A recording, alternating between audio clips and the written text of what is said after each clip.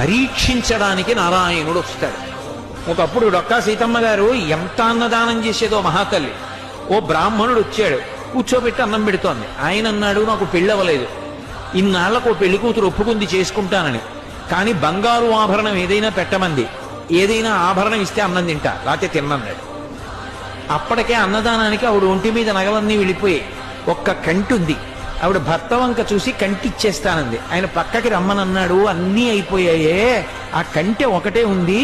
ధూర్త బ్రాహ్మణుడు అన్నం పెడితే బంగారం అడుగుతున్నాడు, ఇవ్వకు, తినకపోతే పోతాడన్నాడు. తప్పు.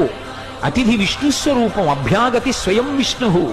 కాబట్టి ఆయనకి అన్నం పెట్టినప్పుడు బంగారం ఇచ్చేస్తాను. ఏమవుతుంది? పెళ్లి చేసుకుంటాడు, మంచిదేగా. కంటె ఒంటి మీద ఉంటే ఏమవుతుంది? శాశ్వతమా? పుణ్యం శాశ్వతం, ఇస్తానంది, నీ ఇష్టం ఈ అన్నాడు. కంటె తీసి ఇచ్చింది.